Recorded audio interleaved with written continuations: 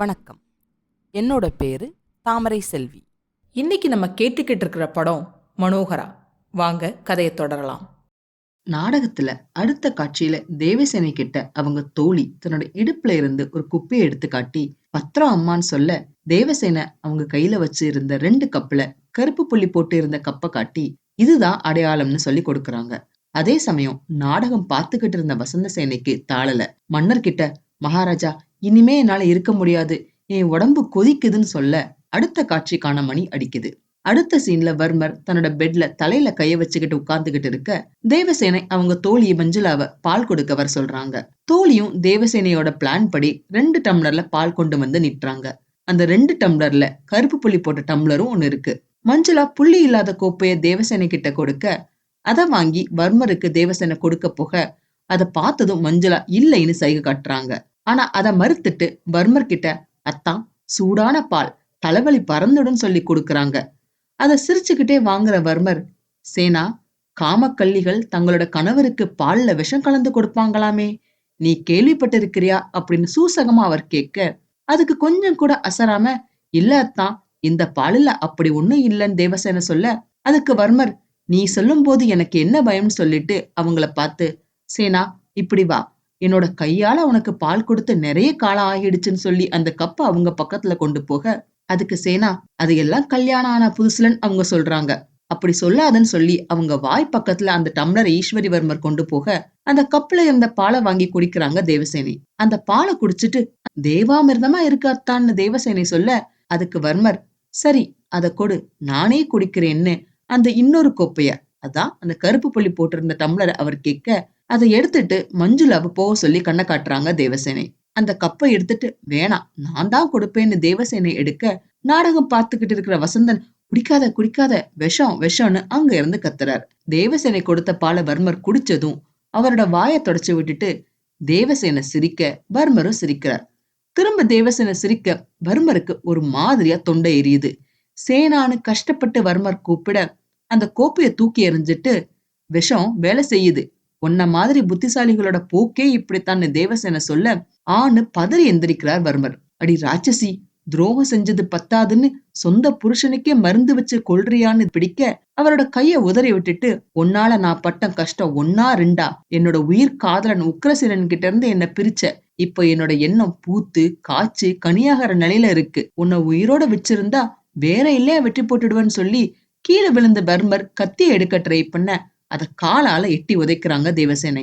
அதனாலதான் நான் முந்திக்கிட்டேன், மனைவியோட மனசு தெரிஞ்சு நடக்க தெரியாத மடையர்களுக்கு எல்லாம் இந்த காலத்துல இதே கதிதான்னு நாடகத்துல தேவசேனை சொல்லிக்கிட்டு இருக்க, அதுக்கு மேல பொறுக்க முடியாம வசந்த சேனை கோவத்தோட, நிறுத்துங்க நாடகத்துன்னு ஆணையிடுறாங்க. அதை கேட்டதும் அதிர்ச்சியோட மக்கள் எல்லாம் எந்திரிச்சு நிக்க, கேசரிவர்மருக்கும் பயங்கர அதிர்ச்சி. உடனே நாடக குழுவுக்கு சைகை காட்ட திரை மூடப்படுது. கோவத்தோட மனோகரன் எந்திரிக்க அவரை பத்மாவதி தடுத்துடுறாங்க. திரைக்கு பின்னால இருந்து ஒரு குரல் கேக்குது, கணவனை கொன்றாள், காற்றாற்றில் உருட்டினாள், பாதகி இன்னும் உயிர் வாழ்கிறாள், இன்னும் உயிர் வாழ்கிறாள்னு முழக்கையிடுறார் கேசரிவர்மர். இதை கேட்டு அங்க இருந்து மன்னர் எந்திரிச்சு போக, பின்னாலேயே வசந்தனும் வசந்த சேனையும் போயிடுறாங்க.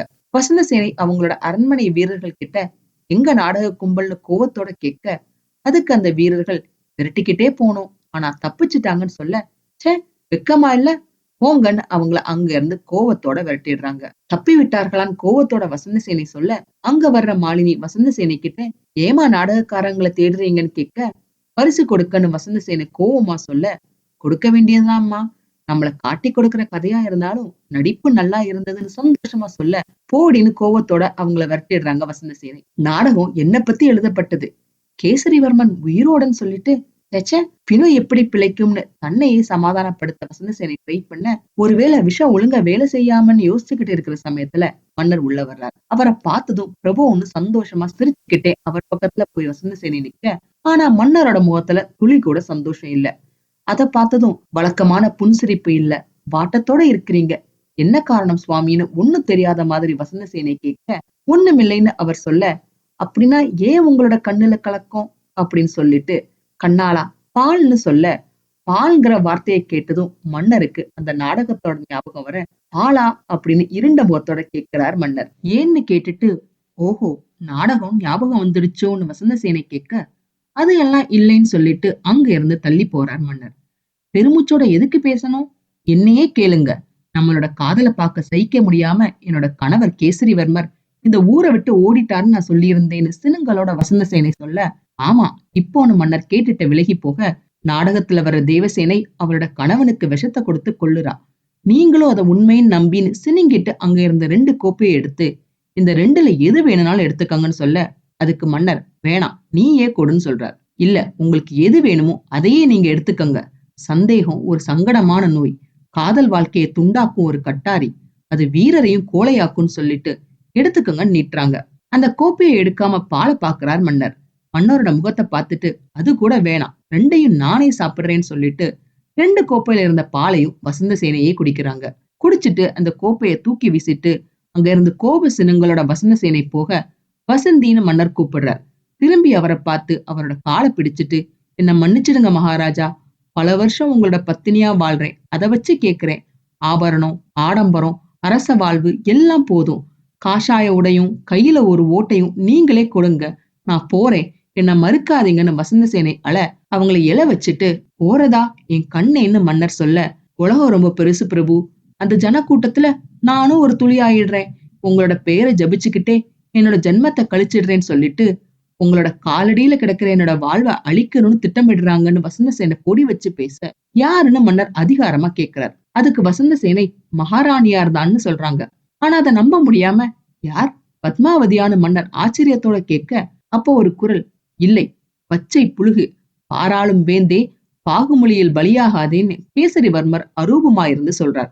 அதை கேட்டு பயந்துட்டு வசந்தசேனை மகாராஜா மகாராஜன் ஓடி மன்னர் கிட்ட, பாருங்க சுவாமி, நான் கேள்விப்பட்டது உண்மைதான், உங்ககிட்ட இருந்து என்ன பிரிக்க மகாராணி மந்திரஜாலங்கள் யாகங்கள்லாம் நடத்துறாங்களான்னு மன்னரை வசந்தசேனை ஒட்டிக்க, அப்ப மன்னர் கவனிக்க வேண்டியதுதான் சொல்லி வீரர்களை அழைக்கிறார். அங்க வீரன் வர, யாராவது அங்க பேசினாங்களா இல்ல ஒளிஞ்சிருக்காங்களான்னு தேடி பாருங்கன்னு ஆணையிடுறார் மன்னர். வீரர்கள் கிட்ட கேசரிவர்மர் மாட்டிக்குவாரா? மன்னருக்கு வசந்தசேனையோட உண்மையான குணம் தெரியுமா? தெரிஞ்சுக்க அடுத்த பகுதிகளை தவறாம பாருங்க. இந்த பதிவு உங்களுக்கு பிடிச்சிருந்ததுன்னா லைக் பண்ணுங்க, ஷேர் பண்ணுங்க, சப்ஸ்கிரைப் பண்ணுங்க. நான் போடுற வீடியோஸ் உடனுக்குடன் உங்களுக்கு தெரிஞ்சுக்கிறதுக்காக நோட்டிபிகேஷன் பெல்லையும் கிளிக் பண்ணுங்க. என்னங்க, கதை சுவாரஸ்யமா போயிட்டு இருக்கா? இந்த கதையை பத்தியான உங்க கருத்துக்களை தவறாம என்னோட ஷேர் பண்ணுங்க. உங்க கருத்துக்களை தெரிஞ்சுக்க நான் ஆவலா காத்திருக்கேன். மீண்டும் அடுத்த பதிவில் சந்திப்போம். நன்றி, வணக்கம்.